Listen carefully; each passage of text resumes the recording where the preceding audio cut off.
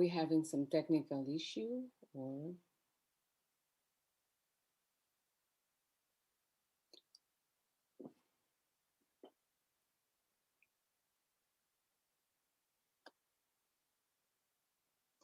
Hello, good morning. Welcome to this plenary session on the impact of research, social scientific research on the military.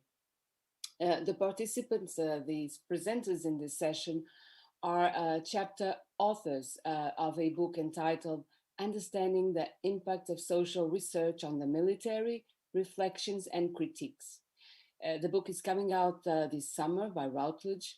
And the idea for the book was born during the World Congress of Sociology in Toronto in a RCO1 session dedicated to this exact topic. So the book inquires about the impact of social scientific research on the military through a variety of case studies and experiences. It examines the way research folds back and affects different aspects of military life, organization, and policy. It focuses on implicit and explicit aims of research, on different types of uses, and mainly on the complex processes of production, of transformation, of knowledge within this type of environments. We look at impact, we understand it, try to understand its complexity, which is not always obvious, and through a series of experiences and case studies, empirical case studies, we try to discuss this topic. The book is part of what some of us called a reflexive turn in military studies. Something that has been happening since the beginning of the decade, when a series of works appeared that started to address the issue of research as a social process. We had a lot of publications and discussion on the most directly cognitive and scientific aspects of research in military field. Focusing on paradigms, on research topics, etc.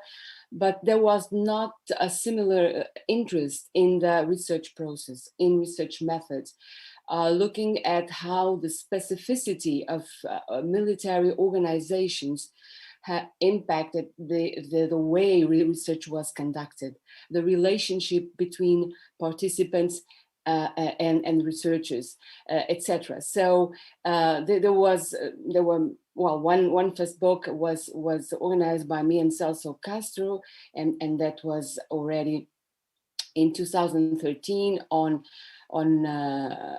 the qualitative methods in military studies.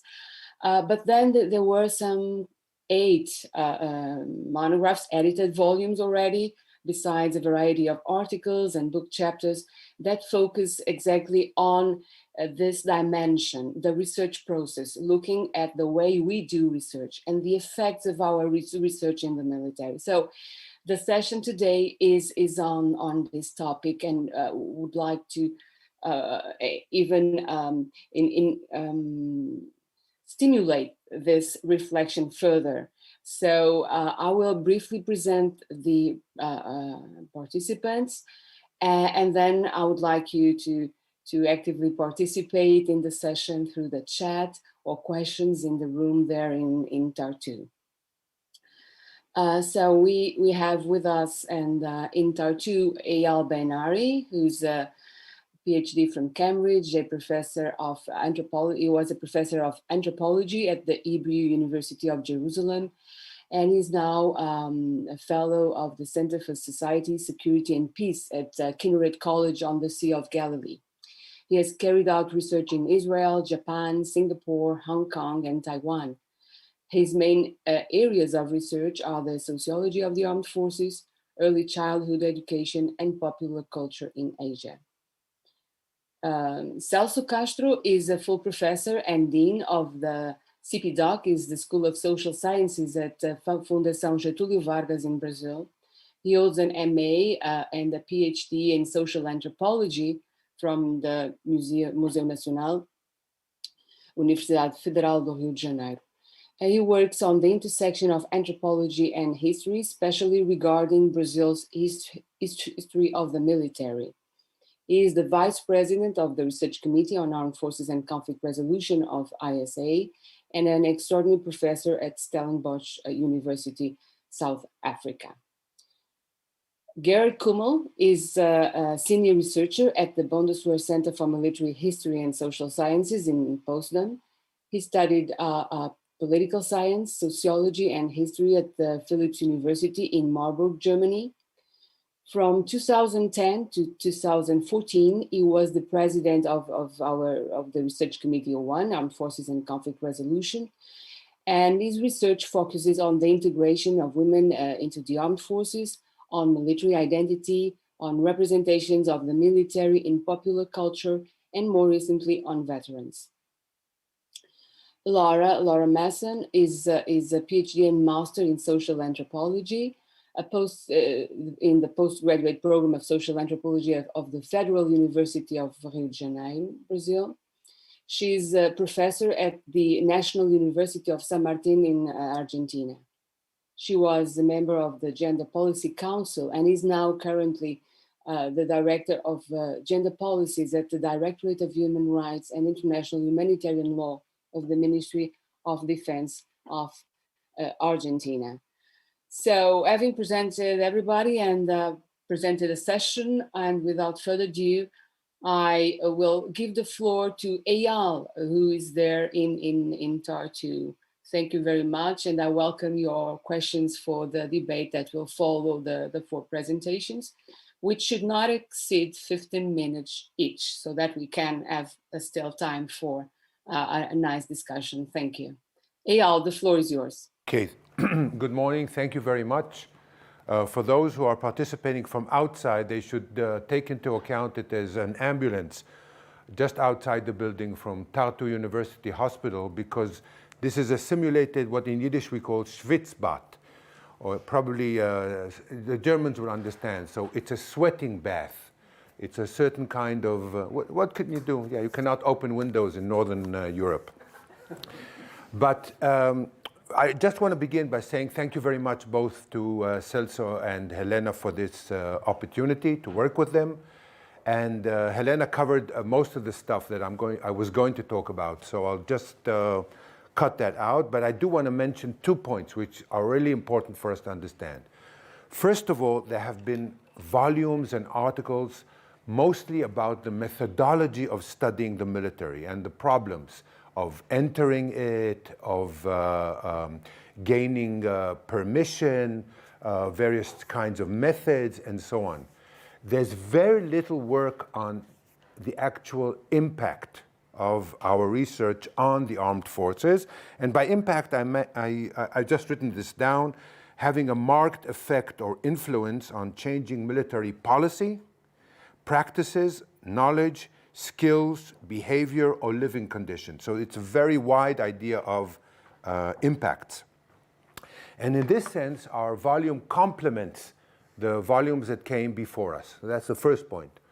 The second point is that to understand our impact, we should understand ourselves as researchers as social beings. That is, we are part of social processes by doing research, and our impact derives to a great extent from our social roles as researchers or other kinds of roles that we take on within and in regard to the military.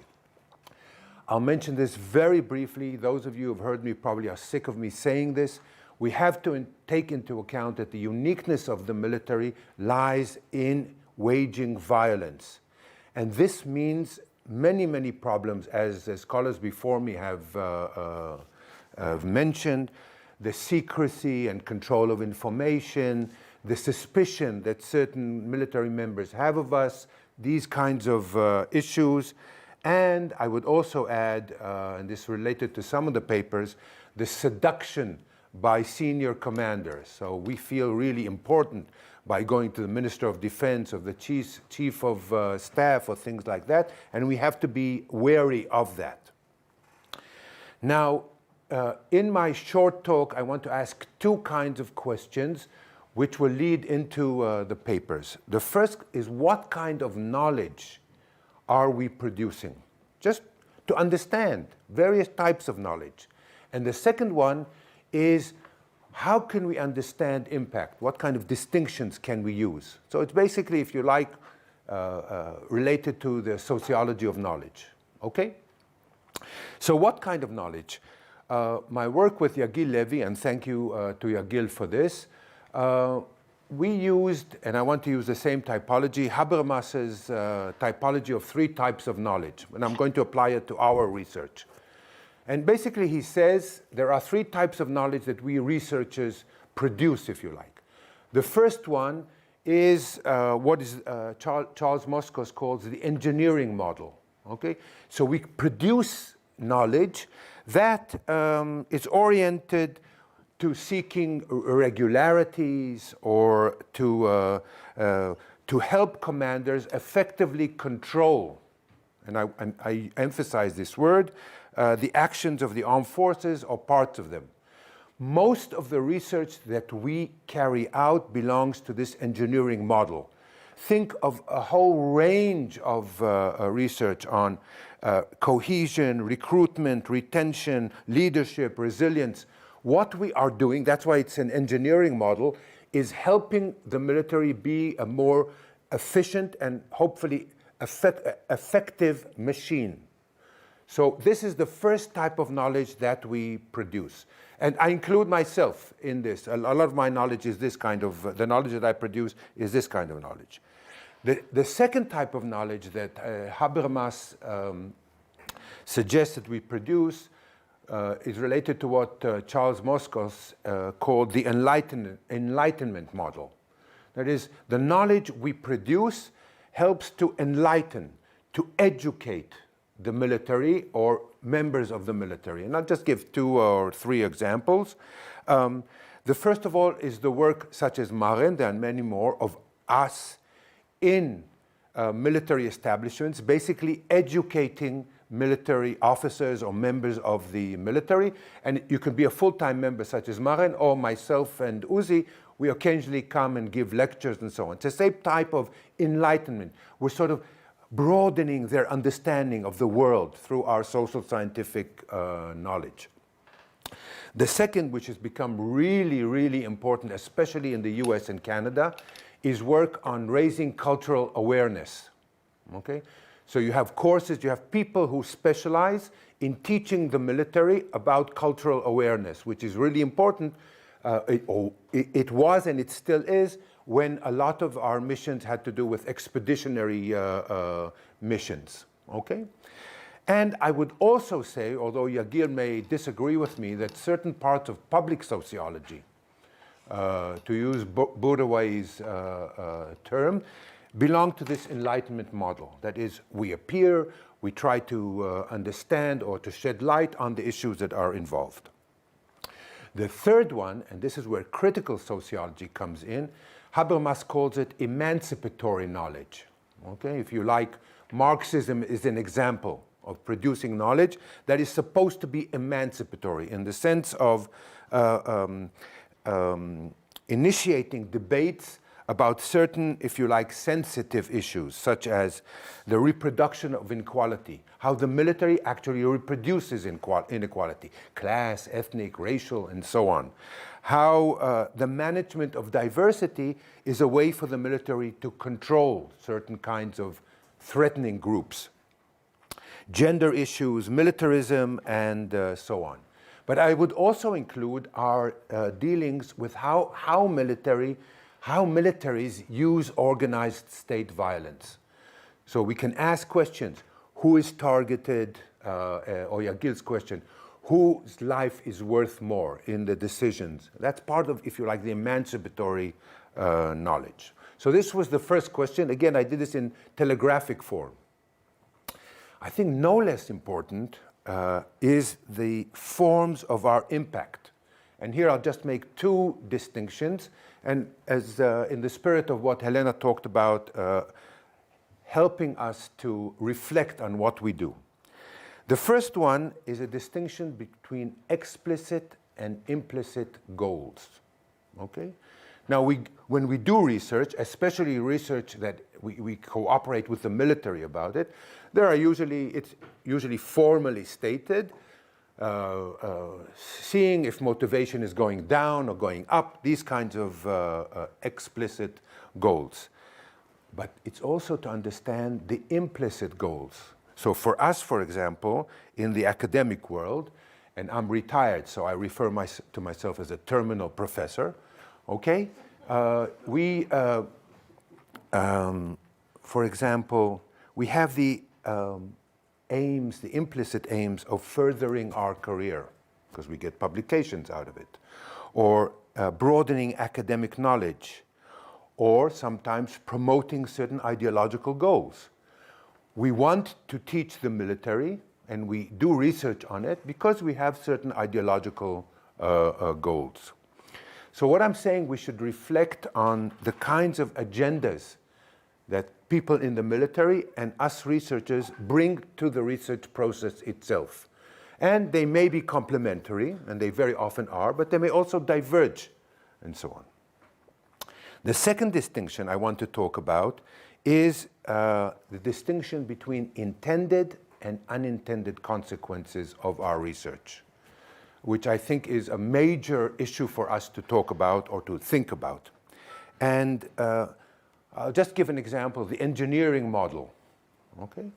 So we do research on motivation or precision warfare and so on, but the unintended consequence for some of us, not all of us, for some of us, is that we're actually helping the military to kill more easily or in a way that is more acceptable, okay?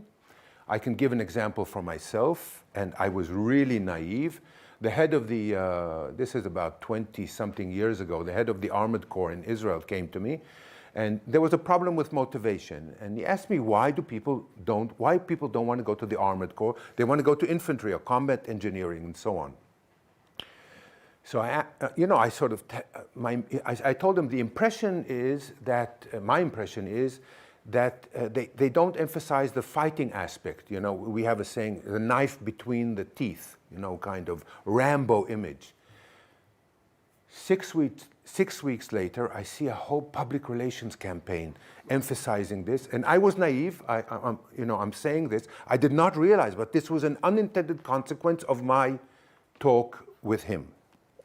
I'll give another few examples. The second one, and it comes out very, very nicely in Celso's chapter, is what I call ornamentation. I think some of you have had this kind of experience where you go to a meeting. I'll give you an example for myself, but it's true of all of us. I went to a meeting, it was about the company commander in the 21st century. So I prepared a talk and so on, and it was Brigadier General this, Colonel this, General this, and for me it was Professor. That was the name, okay? Nothing more than that. And I gave my talk, and they were doodling and stuff like that, which I don't take it personally anymore.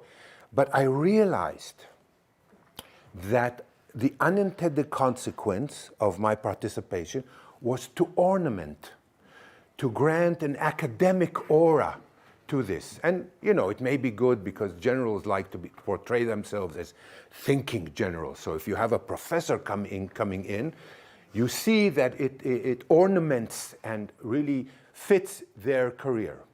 Now, I'm putting it by way of sort of a caricature or cartoon, but this is very much part of the impact. This is an impact. We are furthering their career. We are ornamenting military practices. Closely related to that, but I think it's a bit different, is granting legitimacy. Okay? And here, of course, many forms of research, especially, say, about gender, and Laura will talk about this. So a commander already has a preconception of what he wants, and like all decision makers. And he, more rarely she, invites academics to legitimate their already preconceived ideas, to help them achieve their goal. Okay? So we as researchers, academics, may come and give talks and so on, and it may be complementary, but it could also be diverging. And by way of conclusion, let me state two things, okay? I'm taking a step back. I think I have 2 or 3 more minutes, so I'll start wrapping up. The first point is, if I take a step back and try to understand sociologically the impact of our research, what we find, and this is true of policy in general, it's a messy model of influence. And when I use the word messy, I mean, think of decision makers. Around them are it's a whole network of people that they talk to, that they influence, that they are influenced by, and we are a part, very often a very small part, of this wider model, which is political, very often coalitional. We know that in militaries themselves, there are coalitions, social movements between officers, like-minded officers pushing for an idea and so on. And we have to be aware or reflect about how we are part of these processes. And to end, I just want to throw out to you the question that I ask in my chapter, and I have hardly spoken about Israel. I suggest to you that it's useful to ask, what does academic participation, academic activities, what does it do? Okay, and I've listed things of our impact. What do we do by actually participating or researching? We legitimate, we support, we supplant, we open up new areas, we set academic standards for the military. I think this is an important role. We help conceptualize, we contribute to public discussions, or we ornament, or we legitimate. Okay, so always try to ask, what does what we do, what does it do, our doing? Okay, and with this I'll end and say thank you very much. Thank you very much. Thank you, Eyal. That was great. I forgot to tell you that the book was organized by Eyal, Celso, and me, but really Eyal has been a kind of mastermind in the sense that is a conceptualist, and he gave us a frame to think about this. This is what he just did, and I think the frame is really useful and could inspire other similar works exploring other realities. So thank you very much for that, Eyal. It was a great way to start this plenary session. And I immediately give the floor to Gerard. I think it's Gerard now. The floor is yours, Gerard. Hello, Helena. Good morning from Germany to all of you. I especially like to appreciate what Eyal, Celso, and Helena did in regard to the production of this book. I think it's a very valuable book, and of course you should all read it. So once it's out. So as regards my presentation, I have provided a slide PowerPoint, and I now give the screen free, and I hope that it works and that you see my slide. It's okay. Okay. Actually, I did this paper with regard to the German case together with my colleague Martin Elbe, who could not be around, but greetings from him to the group as well. So we focused on the political utilization of military sociology with regard to the German case. And what we did first was that we diagnosed, so to speak, the world in which we live. And we identified 4 processes that are around us. One is the process of the social scientification of the world. That means social science knowledges disseminates into a wider society. There's almost some kind of trivialization of social scientific knowledge, which actually shows the extent to which social science and social science knowledge has trickled down into society and all parts of society. The second process that we diagnosed is what we call the scientification of politics, which means that politics makes use of social sciences and the results social sciences produces in order to, let's say, solve problems, practical problems. So in the course of the time, the amount of the scientification of politics has increased. We can also see some kind of a disenchantment of social sciences in politics, because once the image was there that social sciences could produce objective results and 100% correct results, but this is no longer the case. So there's a certain critique towards the social sciences from the side of politics, which has to be reflected in our work as well. The third process is that we see a socialization of consulting, or perhaps a pervasion or a dissemination of consulting businesses into our world, into our society, which means that also non-scientific, social scientific actors are active in political consulting. So, for example, there's talk of the McKinsey Society, which actually shows the extent to which our society has become a consulting and consulted society. We need consult, we need advice on how to do, let's say, all the things with regard to tutorials on YouTube, how to manage our household, how to manage our car and things like this, and our technical apparatuses. So this consulting business has increased. The last process we identify is what we call the politicization of science. As Ulrich Beck has once observed, science and social sciences have already left the ivory tower. They cannot be apolitical. So once social scientists engage in social research, they produce results which in the moment of their existence become political, or they may become political. And this is a process that we have to reflect on. The next part that we did in our paper was to, let's say, conceive a theoretical approach in which to locate and analyze the meeting area of politics and science. And we think that a system theoretical approach is best appropriate to, let's say, cover this field. So once we accept that politics and science are two distinct systems, we have to accept that both operate on two very different functional logics.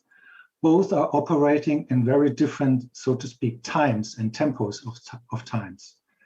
Both of them have very distinct autopoietic mechanisms on which they rest, on which they work.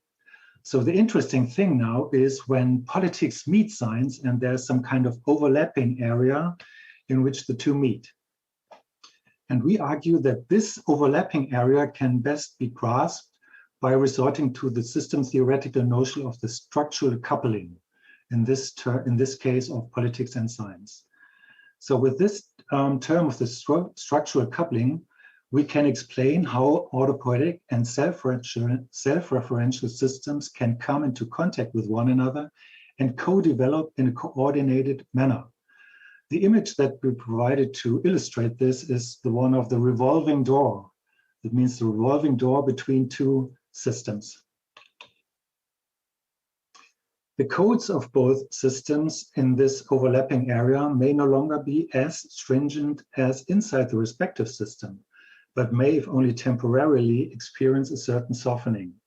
By this we mean that in this overlapping area, both systems, or the representatives of both systems, cannot fully adhere to the functional logics of their respective system.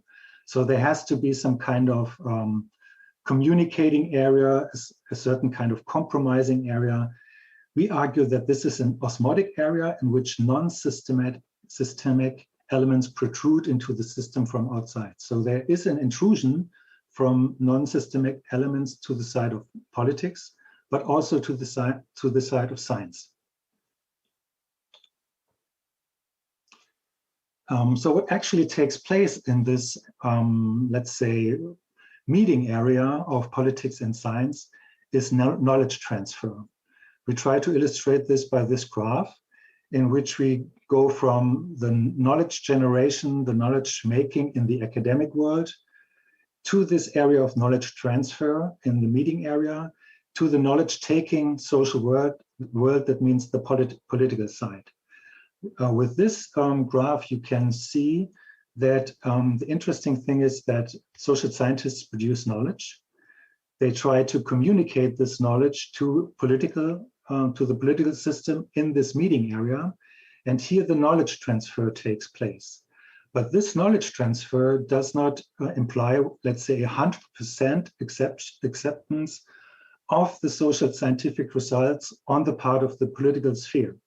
So what politics does is to reconstruct the social scientific results that have been produced by the academic world, by us as social scientists. So there's a very productive way in which politics takes over social scientific results and puts them into political practice. So this is, in essence, our theoretical model in which we try to grasp this relationship between politics and science. Now, with regards to military sociology in Germany, we deem this theoretical approach to be valid. So that's why we applied it, so to speak. But perhaps this model could also be applied to other cases other than Germany. With regard to our center, we have to say that military sociology in Germany is a very small discipline. So there's no representation of military sociology on the side of universities. There's no chair, no professorship for military sociology. Once in a while, you have courses on military sociological terms. We have a cooperation with the University of Potsdam where we teach military sociology. But overall, this is a very small amount of the academic world which concentrates on military sociology in Germany. So the most or the bulk of military sociology in Germany takes place within our institute, which means that military sociology in Germany is an in-house research that has been fully funded by the Defense Ministry. Sometimes the Defense Ministry tasks, let's say, civilian researchers outside our institute to do research for them, but the most part of the research that has been tasked by the Defense Ministry is on our side. So, and our work focuses on three things. We are, so to speak, into the consulting business. We have to recommend something practical, find practical solutions for practical problems for the military, for the Defense Ministry. We have to engage in basic research. That's what we like perhaps most. And that's what perhaps leads to emancipatory knowledge, as the term coined by Habermas and used by Eyal. And we also participate in the discourse on military sociological topics at large with interest groups, societies, and politics. But the basic thing for, let's say, measuring the impact of our research is with regard to the consulting business with the Defense Ministry. We applied this theoretical approach of the system theory because it's, in the German case, it's mostly the Defense Ministry who tasks us to do research. It's not the battalion commander. So this is different to other countries. But here it's indeed the federal ministry which puts the tasks upon us. And that's why we think that this model is very valid because we have to, let's say, understand on the side of the political side how they reconstruct and productively use our knowledge, our social scientific knowledge. They indeed reconstruct them. And this also means that we do not see 100% transfer of our knowledge put into political practice. Now, with this approach, it's very interesting to see that over the course of time, the former institute of the predecessor institute, the SOVI, has had the right to directly speak to the Defense Ministry and the Parliamentary Secretary of State. In the course of time, our institute has lost this right. So nowadays, what we have is, let's say, multi-layered communication process from our sphere, the academic sphere, up to the echelons of the political sphere. And this gives the apparatus a very important role in communicating and transferring our results into, let's say, the management side of the Defense Ministry. So indeed, on the side of politics, on the side of the Defense Ministry, we have at least two more actors, and this is the apparatus, which we nowadays have to communicate with very directly, and on a more distant level, the Defense Ministry and the management of the Defense Ministry. And on this way, from the apparatus to the management level of the Defense Ministry, there's also taking place some kind of digesting social science research. So you cannot be sure that what you communicate to the apparatus in this transfer area actually ends up with the Defense Ministry. So perhaps it's like this children's play, The Silent Chairs, in which you communicate one message and end up over several steps, and the message is completely different. So perhaps this is what we have to take into account when we do our research. And what is essential then is for military sociologists to try to, let's say, somehow have the possibility to circumvent, if necessary, this apparatus actor. And this could be done through the use of public sociology, that perhaps military sociology should indeed become a public sociology, because by this you can communicate things perhaps more directly and evade, let's say, the dangers that are involved in having this apparatus as an intermediate step of the transfer of the knowledge to the political sphere. So perhaps with this, I stay with my talk. I hope that everything went out fine so that you could understand me very well. So thank you very much for this time. Thank you very much, Gerd. Wonderful to see how we can also match the concepts you bring in with those that Eyal already presented.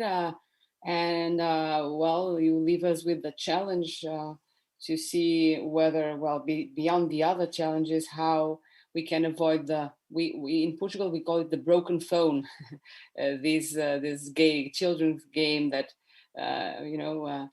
hands up by subverting the original messages. Very, very interesting. So I give then the floor to Celso Castro. The floor is yours, Celso. Thank you, Elena. I'm very glad to be here today with you.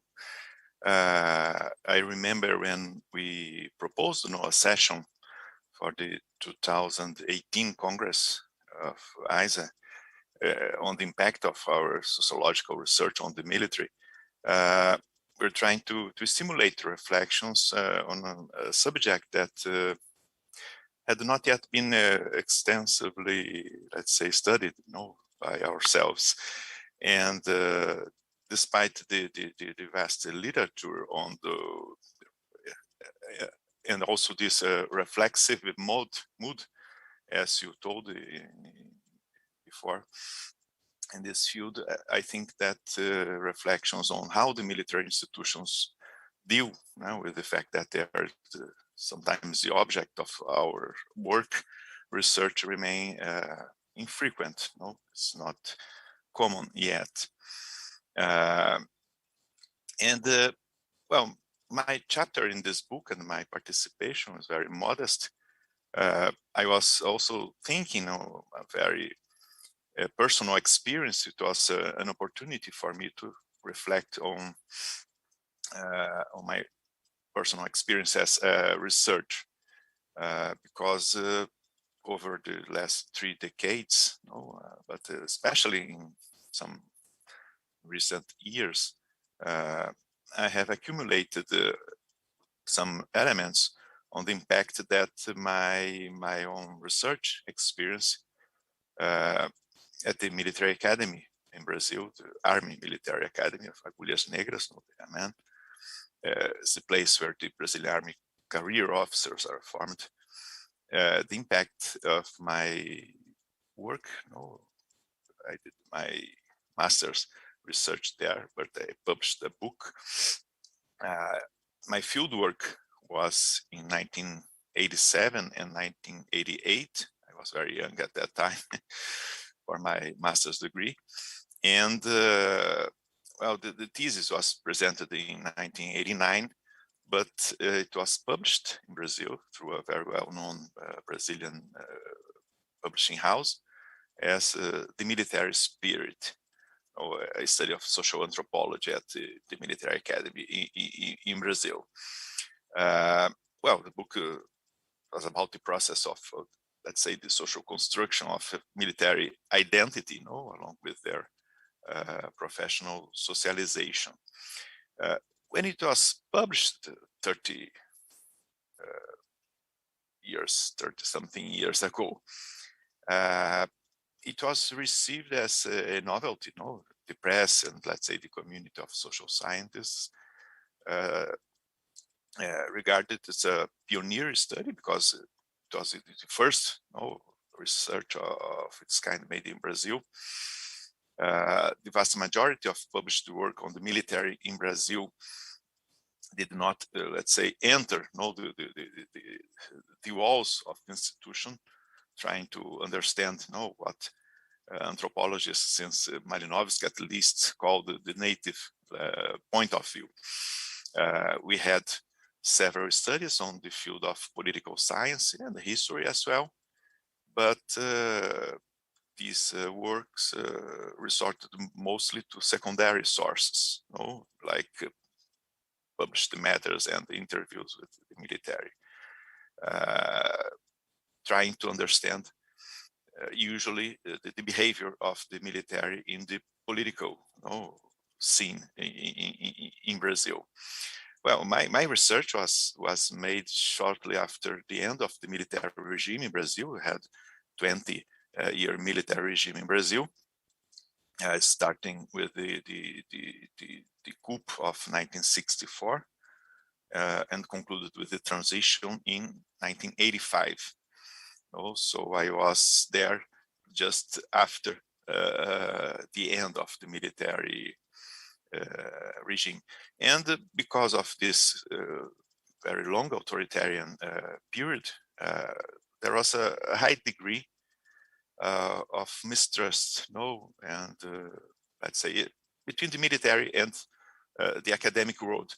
I remember clearly that I felt lots of times to be in the worst of the two worlds, because I was seen by some colleagues in the academic world as suspect, studying the military. It was a kind of a symbolic pollution. How dare to study these people? They're going to say they're bad people. No, actually, in essence. I was warned several times to be careful as well, to avoid being tortured or killed in the field work, things like that. But at the same time, I was also seen with suspicion, among the military, because sociology, at least in Brazil at that time, was synonymous of socialism. Research was something as espionage. So I'm looking back, at these events, but I can say, without false modesty, that the impact of the book in the Brazilian academic world was very good. It was first of a series of books and researches and publications, that put me in a position of a kind of specialist, not saying military sociology in Brazil. This book has been extensively quoted in a positive way. I'm glad to say that, by the social scientists who have since then studied the military in Brazil. Now there is a third edition of this book just coming out in September, but that's because of our present government in Brazil and the new involvement of the military in politics in Brazil that raise again these questions. But as for the reception and the impact among the military at the time, I never had a clear answer. I never got, for instance, an official institutional return on the book. Only 30 years later, almost 28 years later, a commander of the military academy invited me to talk about the book with him. I visited the military academy several times. They were very nice to me, allowed me to get data on other aspects, but I know that the book became well known by the military. They knew about the book very much, although it's not being read in the same proportion. That's one point. The military don't read too much, at least in Brazil. No, they listen and they believe that they got the idea, but they don't actually read the thing used to in the same proportion. I realized over these decades that for many officers, or most of the officers, either they've read or not the book.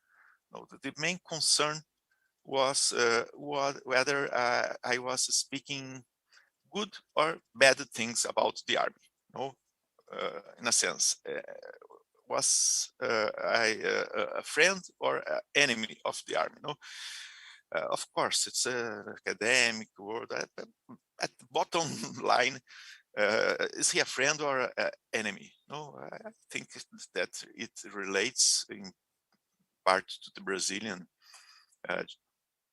juncture political scene,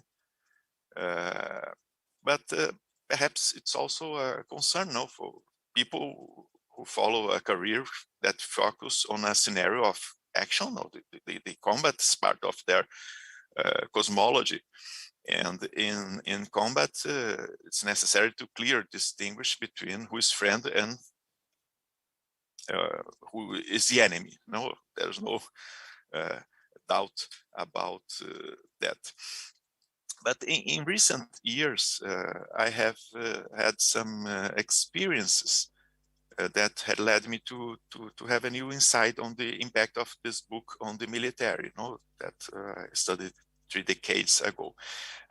In the chapter, I recount 2 of these experiences. I'm not going to enter into details, but both have illustrated, no, in a way I didn't anticipate it at all, that my fieldwork and the book eventually became, many years later, a kind of patrimony for generations of officers who had studied at military academy at that time.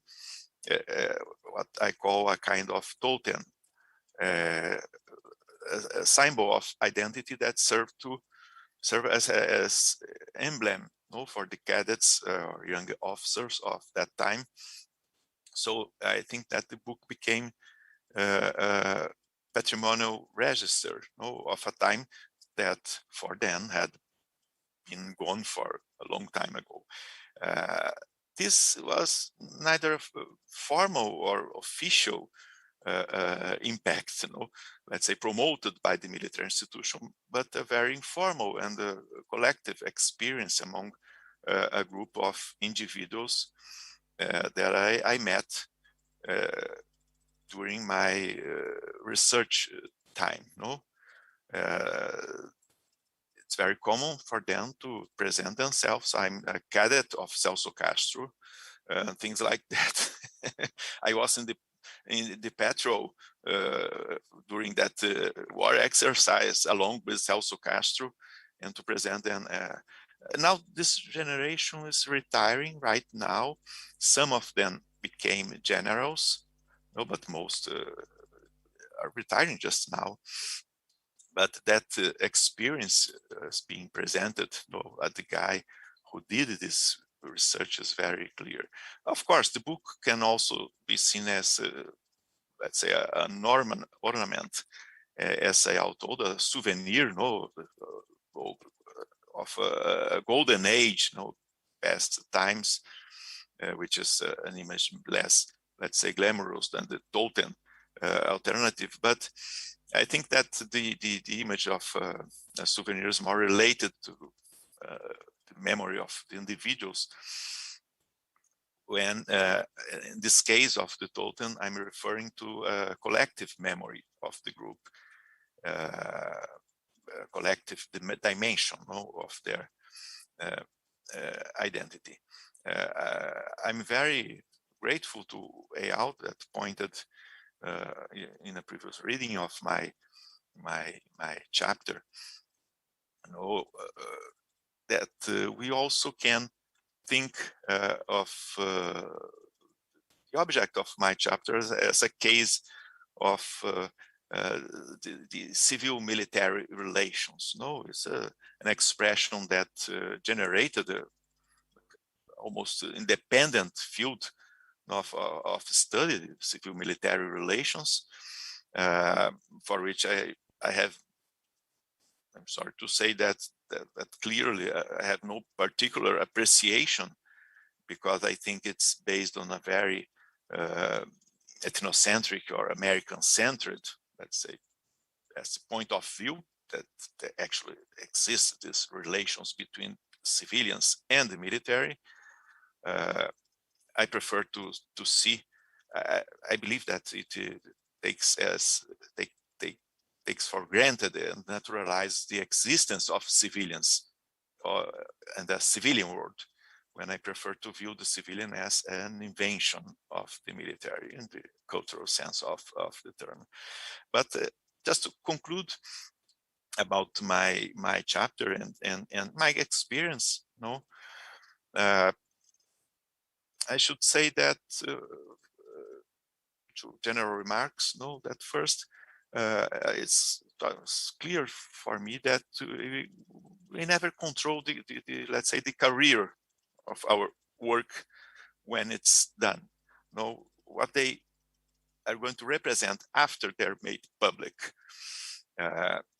And the second is that work are inevitably condemned to historicity. No, even when we imagine doing research at the present time, I was doing research on the present time and not a historical research at that time, but it's condemned to historicity in the sense, not that our work is dated, which it obviously is, but in the sense that they're the fruit, no, of a encounter of a certain historical juncture.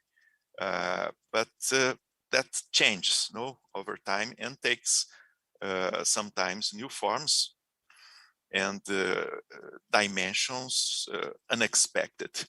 I think that my contribution was, reflecting about this very, let's say, personal experience, but at the same time, it can be useful for thinking in other contexts and other researchers about other experiences.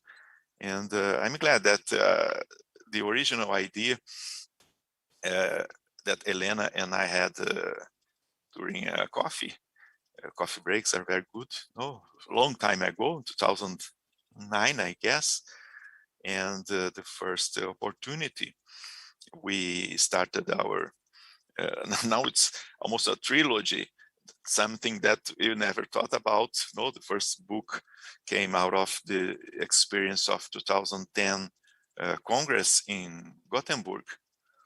And were surprised by the number and the quality of the work, the number of people who joined us, reflecting on the methods we're using to study the military. And then the second, the next Congress in Yokohama, no, well, let's talk about the research itself, how people enter the institution, how they're seen by the military, etc. And for the third, in Toronto, we had this idea of thinking about the impact, and they're very glad to accomplish this third now with the luxury help of Eyal, who put very clearly, as always, the general aspects of our book. And I think that's it, Elena. Thank you very much, Celso. Great reflection on, well, a lot of different aspects, but also how our work has a life of its own. And that also happened with these books on methodological and the reflexive dimension of the work we do, which I would like to believe also contributed to this reflexive turn that already generated. I have recently counted 8 co-edited volumes, 2 more coming this summer by our German colleagues. So it's good news. It's news of the maturity of a field, a study field, and if it helps and stimulates others to also reflect on their own experiences and trajectories and specificities, that will definitely enrich the field. So without further ado, I'll give the floor to Laura Masson, who's talking to us from Argentina in the middle of the night. Laura, are you still awake?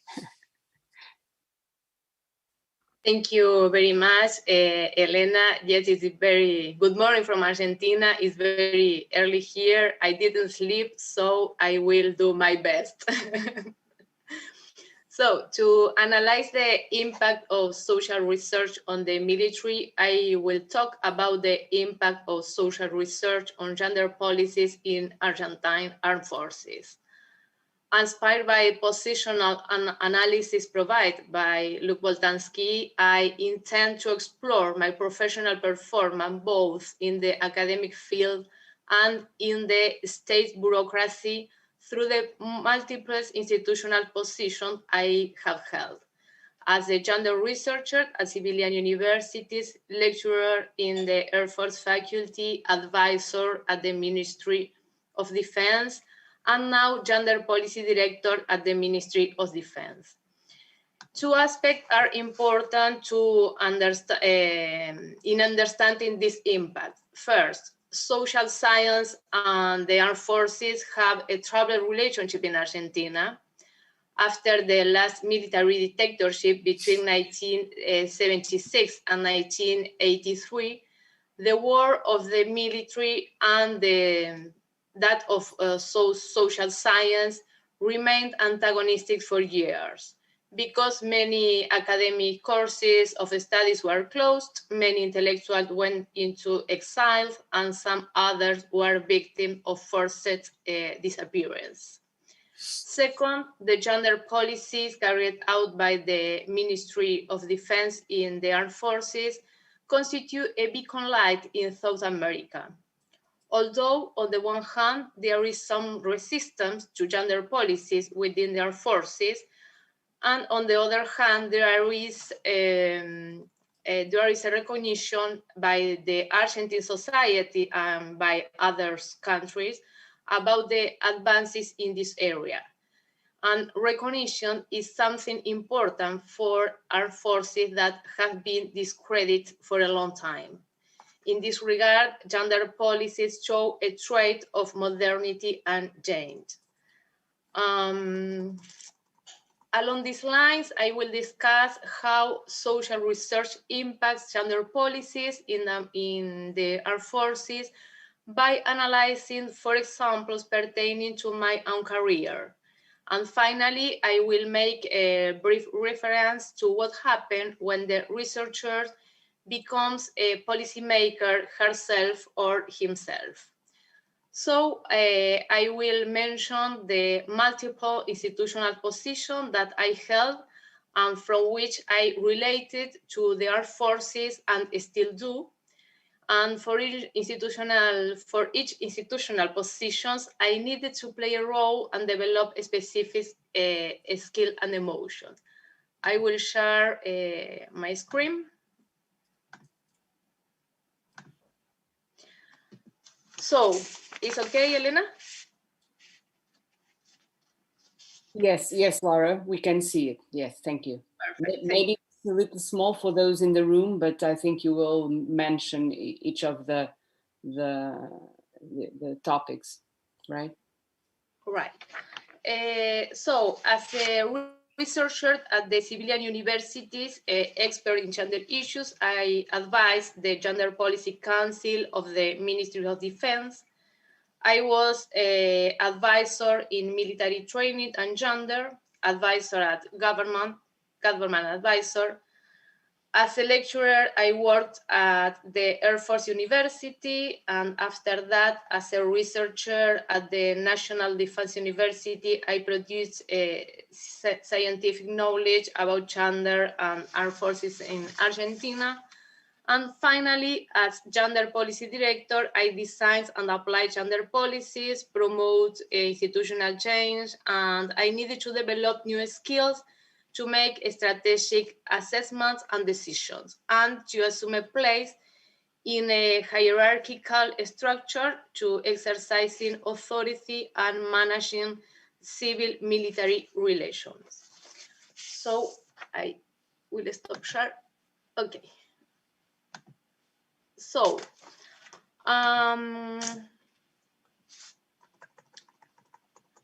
how does research impact in the military? I will to show, for example, for which we can assess how research and researchers have impacted institutional gender transformations in their forces. The number one is gender institutionalism in the Ministries of Defense. Here there are something very interesting, and that is that the gender perspective in the Argentine armed forces began with an academic event where social science researchers showed their research work. When the first female Minister of Defense took office, she announced the seminar Women and Their Struggle in the Argentine History will be held in the commemoration of the International Women's Day. The previous construction of social science knowledge about gender gave gender policies legitimacy and allowed them to be supported by scientific knowledge and specialists in the field. The legitimacy of academic knowledge plus political decisions give incentive to gender policies in the Argentine armed forces. And another landmark was the creation of the Observatory on the Integration of Women in the Armed Forces. The consequences of the research of this observatory was the creation of an advisory council to the Minister of Defense, that is the Council on Gender Policies for Defense. And another important thing is that this council was integrated by military and academic women experts in gender issues. So the number two is about the debate of this Gender Policy Council. From its very beginning, the Council on Gender Policies for Defense has proposed the creation of many ministerial resolutions aimed at achieving equal treatment and equal opportunity for men and women in their forces. Much of the substantiations introduced into the debate came from gender research, and the authority reasons to support institutional transformations were made with reference to rights, democracy, development, and the rationale of feminist and genderless academic research. Between 2006 and 2021, there have been 59 ministerial resolutions about gender. This is an important number. Number three is the education and training of military staff. And here was the interaction between academics and military women in the Gender Policies Council that resulted in the creation of a specialized gender course. In 2010, the Diploma in Gender and Institutional Management was created in the Air Force faculty and was directed by a feminist academic lecturer, and coordinated by a woman officer of the Air Force. It is a seven-month program for civilians and military personnel. And I have been teaching this course from its beginning until now. The number 4 is the construction of reflective knowledge through the participation of military personnel in social science research.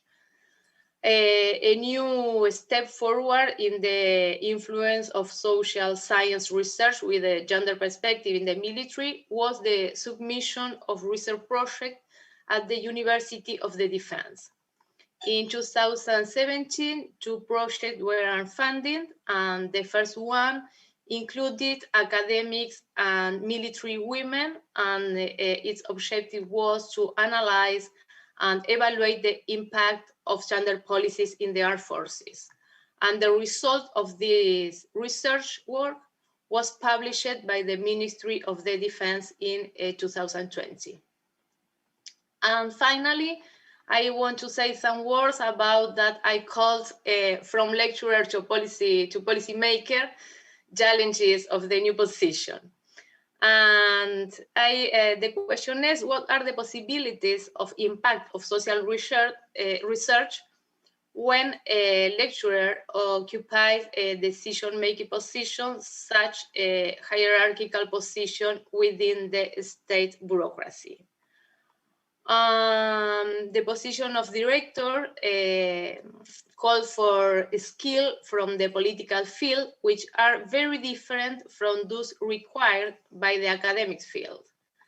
Following Boltanski's analysis, university members, even when they hold several positions, remain mostly confined to academic field.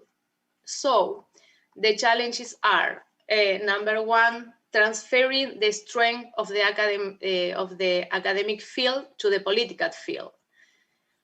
One of the characteristics valued by the military is the prestige and the legitimacy of knowledge. This situation, in my case, can be summarized in the phrase that I heard frequently when I took up the position of director. The phrase is, they know, we know.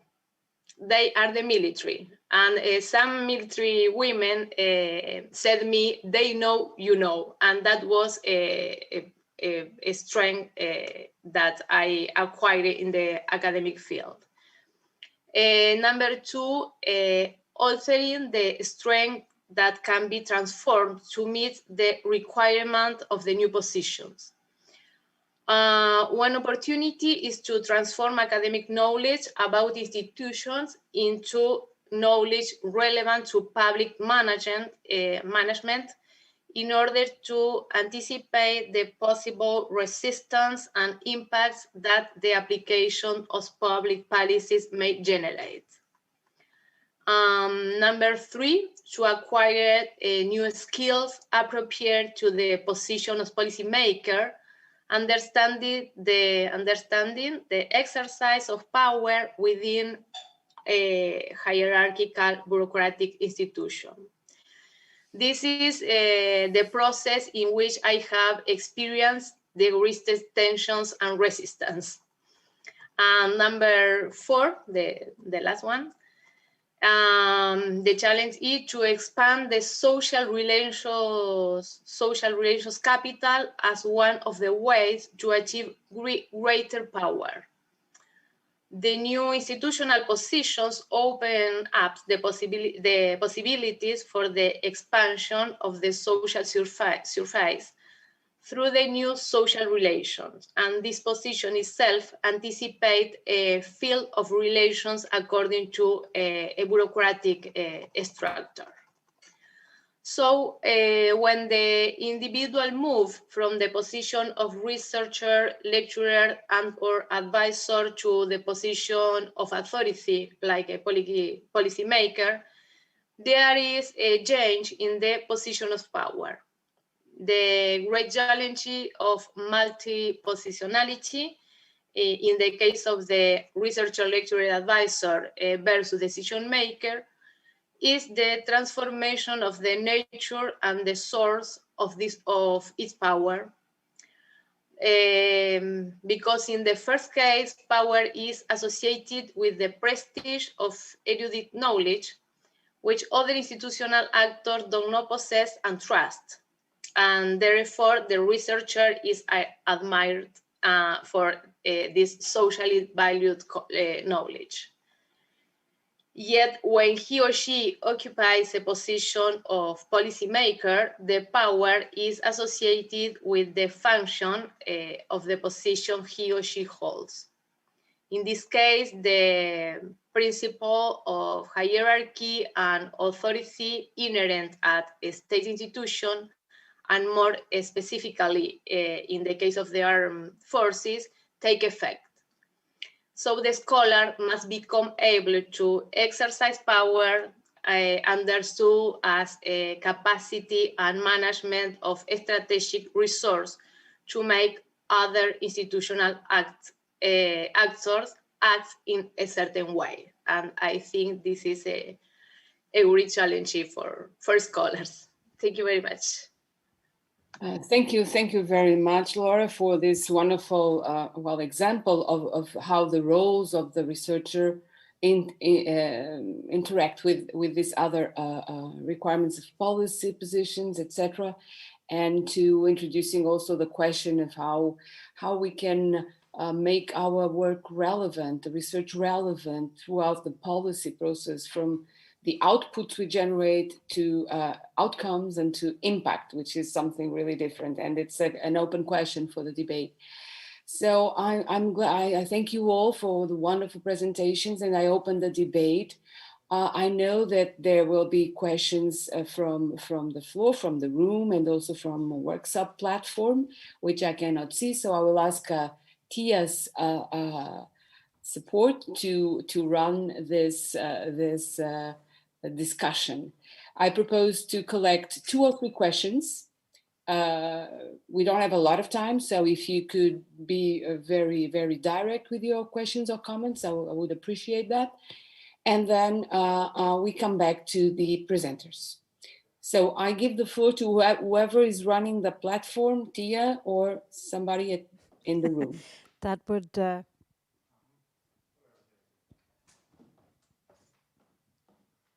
That would be me, but first.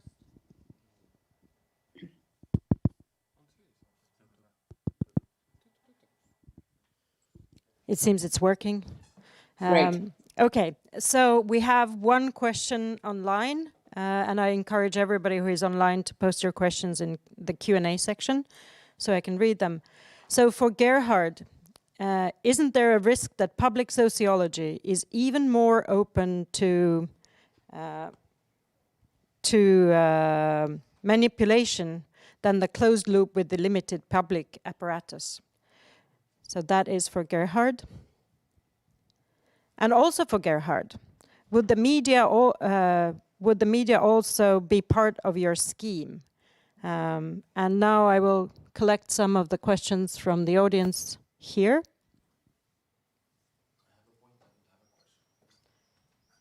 I think we can let you have a point also, but first questions? Not now. So I'll give the mic. Yes, blame the Estonians and also the lack of ventilation. So I'll give the microphone to Andres. To make a point, the point is that it looks that we might get carried away by the illusion of positivist illusion, thinking that all the decisions must be made based on scientific knowledge. Actually, decision maker does not have to consider scientific knowledge. The decisions can be made on ideological base as well. Now the problem is that the decision makers do not dare to say that this decision is not, I'm ignoring the scientific knowledge, this decision comes out of my personal stupidity or my ideological tunnel vision or whatever. But that would be fair. And as we look to the decisions that are made, it depends how do we measure it, but we can estimate that too many of them are not based on scientific knowledge, but they are trying to just use scientific arguments to cover their ideological points. But I'm not saying that ideological decisions are wrong or that they should not exist. That is perfectly okay. Sometimes it is politicians' job to say that this tradition or this freedom is worth more than the lives we are losing or the cost we are paying. That is their job. They have a sacred right to make that kind of decisions. Thank you. Thank you, Andres. Anybody else from the audience? Yes, we have Morten.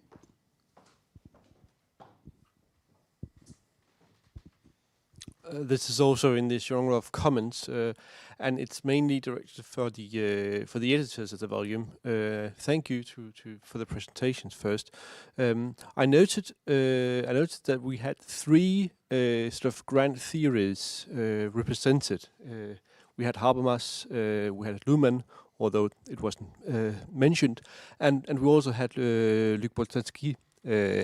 And I think that they all provide excellent angles on this problem. It's also angles, however, that are not necessarily compatible.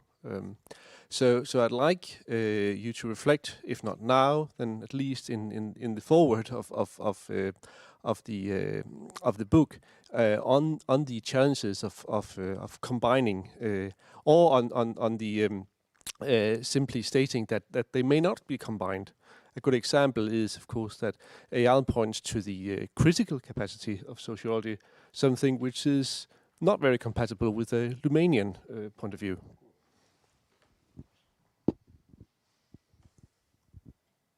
Oh, okay. Are there any other questions, Tia? No, I think we can take your answers now and then see maybe some questions pop up. Great. That's great. So I'm giving the floor to Eyal to comment or answer on these questions.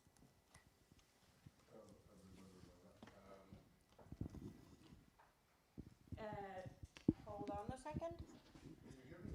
No, you turned it off and then... And I turned it on. Okay, yeah, it's on. The introduction is already written. The volume is in production, just at a practical level. But your question still stands, and it's very valid. I'll put it this way. It's the way I understand the way we approach the analysis of society. And that is that no one theory can actually capture the multidimensionality. What I do take from you, and I didn't hear the third one. You had Habermas, Luhmann, and? Boltanski, yeah, okay. It's worthwhile to devote thought to that. I admit, personally, I did not think in those terms, but it's certainly a worthwhile comment, so well taken.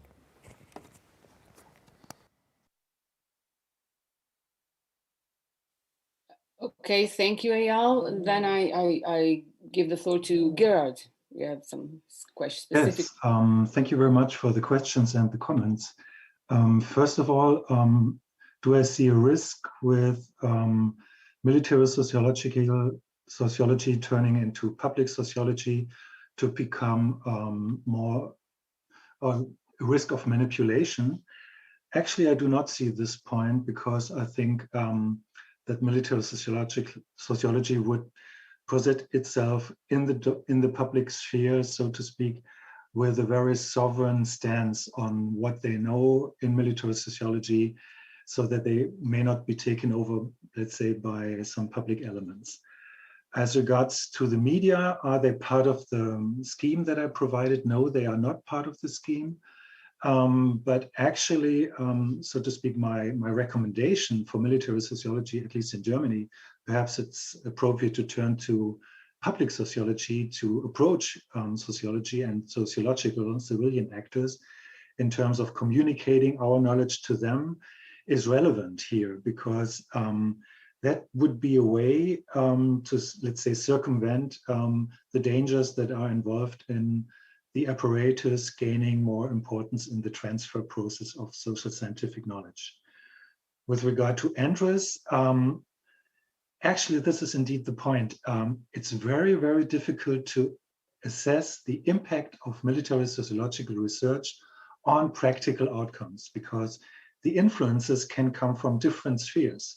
And it's very difficult to, let's say, evaluate how many percentages come from military sociology, how many percentages come from the political field and things like this.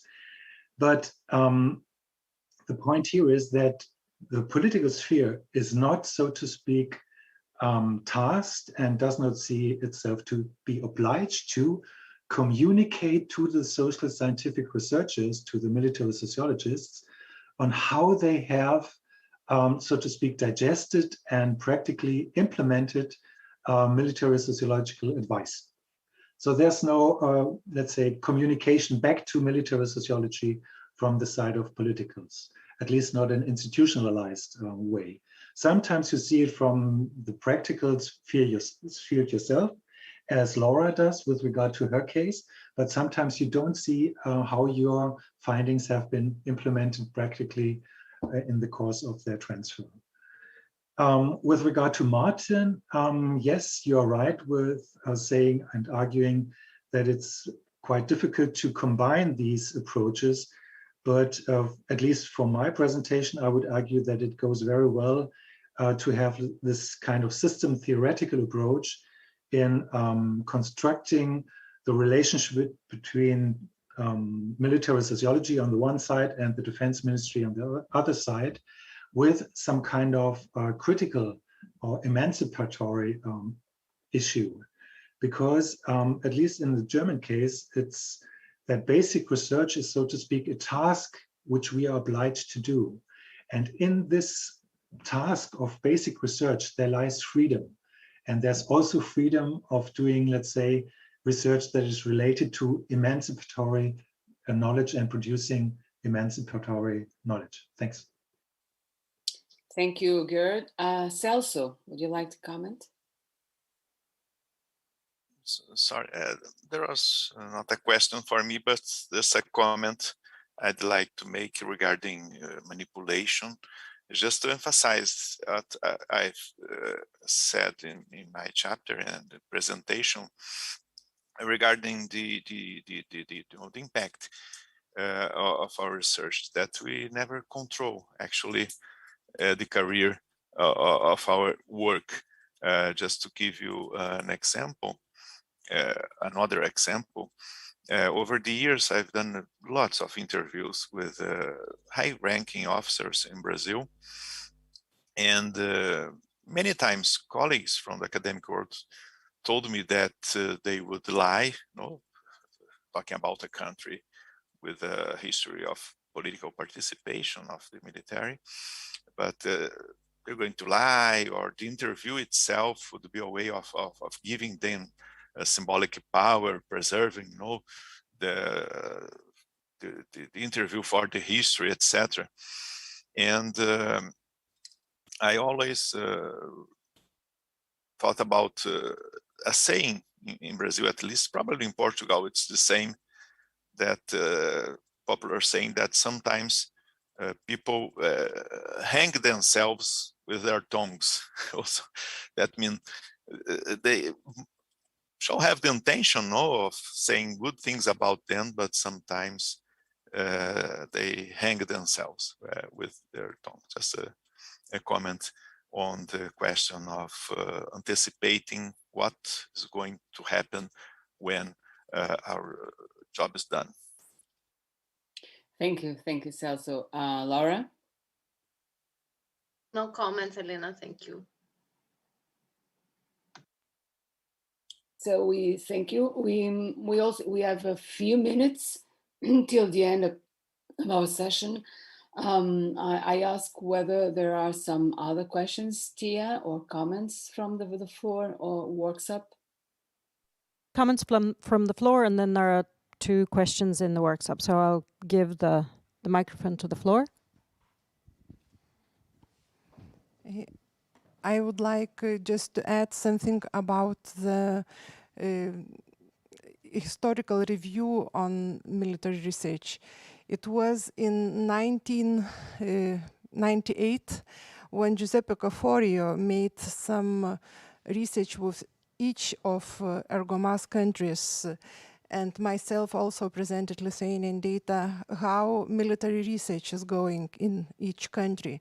And I suppose all of you have read this and already know that these problems arise not today. It's a long-standing problem, and most of it is very much depending on personality. Who is doing this? Is it accepted by authorities, military authorities or academy authorities, or it is not? And if it's not, it might be even obey to present the data, which is not acceptable for authorities. Also, it was the information about who is doing this research, what topics are allowed to do and what is not. So it was just a comment, but your job is really great, and thank you very much. Okay, but I will take a moment and ask this one comment, read from here. Sociologists of science and technology face similar ethical and political issues as we do. Is there anything to be learned from them and their experiences? Do we worry about the problem too much? And now I'll give the microphone to Slavomir.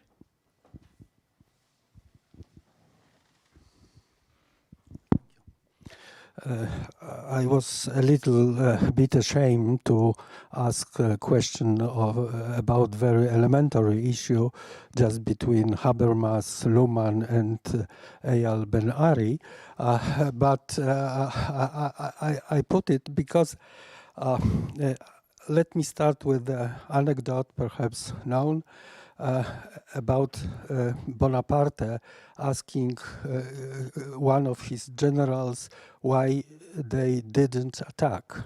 There was 10 reasons. The first, we had no cannons. It's enough, said Bonaparte.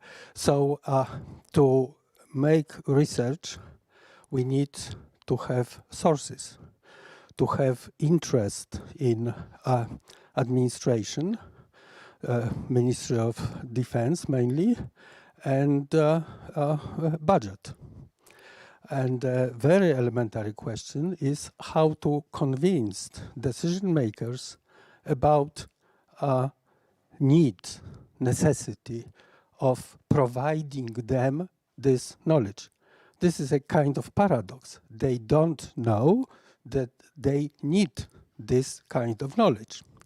So my practical proposition, postulate, would be that ERGOMAS, as an international organization,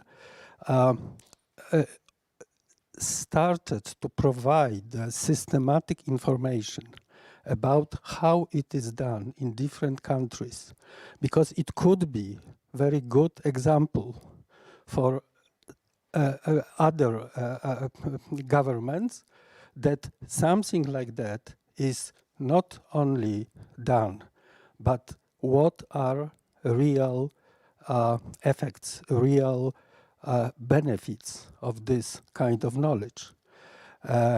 One of the elements of this information should be also an amount of money spent for this kind of research in different countries, especially among NATO countries, but not only. I have a very big problem with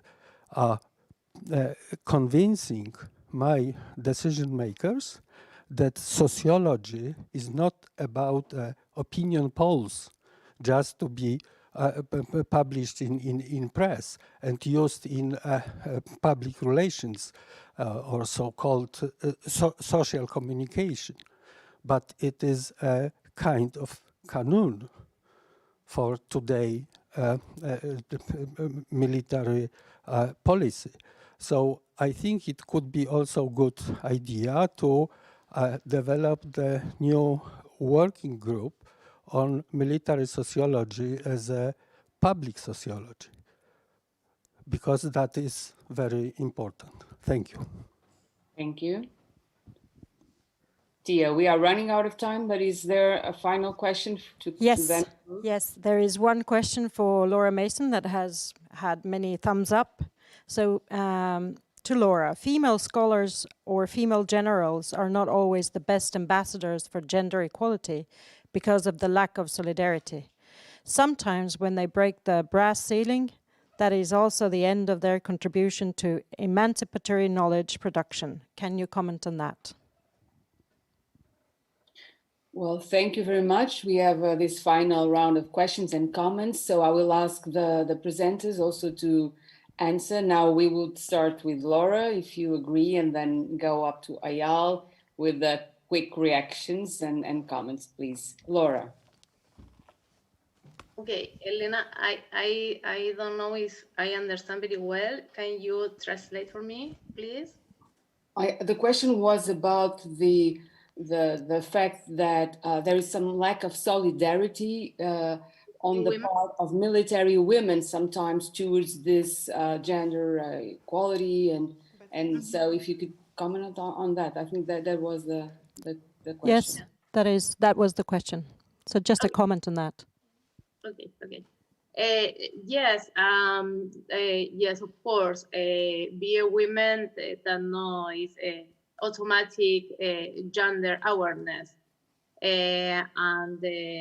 but we work a lot for construct this awareness in gender issues.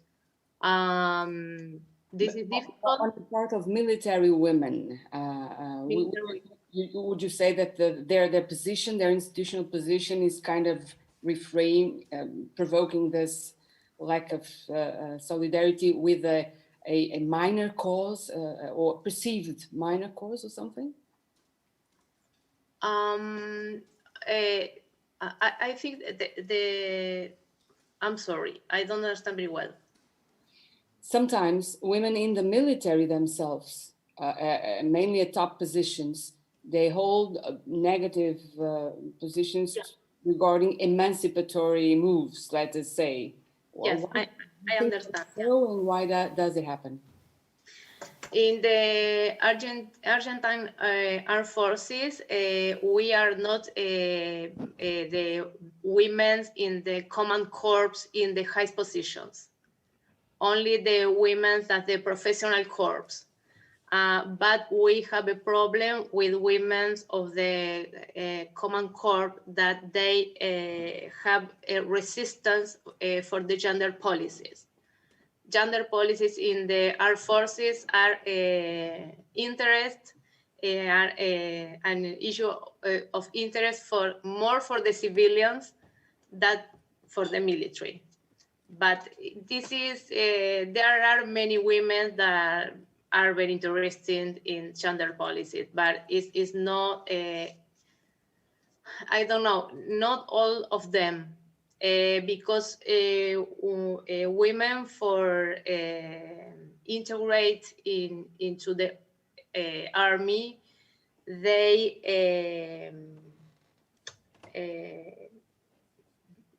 have an identity, a masculine identity.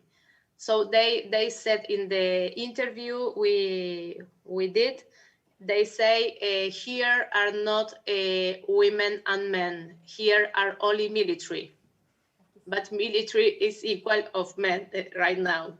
So we are working with transform, with change this position. Thank you, Laura. Those normative frames are still there, and you're trying to change them. Celso, would you like to comment? No. Okay, Gerrit? No, there was no comment from my side now. Thanks. Eyal? No real comment, but the question is very valid. So thank you very much. Well, so I think we come to the end of this plenary. I think that many interesting issues were raised. Regarding Andres' question, I would like to make a final comment. I do agree with Andres in the sense that we know that no science chooses for us. There are different rationalities which intersect at some point, as Gerd noted.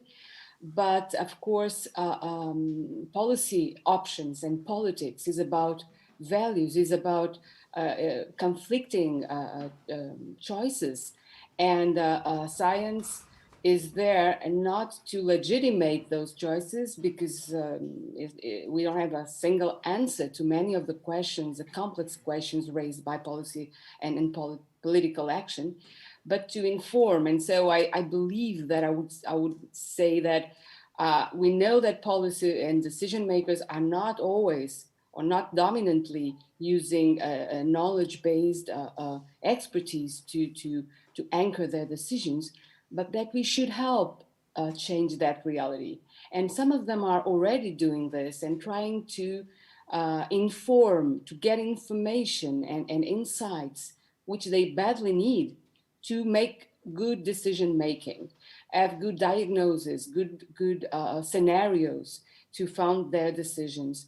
And I think we should be helping them to do this, and also not only promoting better decision making, but also having decision making and policy decisions informing our own work. So it's the two-way communication that we need to strengthen in order to have better science and better policy decisions.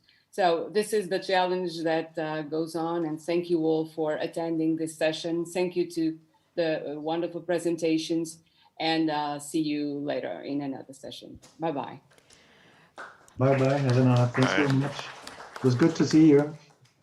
I would just like to say to everybody who is online that we will start the session here in 214, 5 minutes later, because we have a lot of tech to carry out. So also the people on site, please be patient.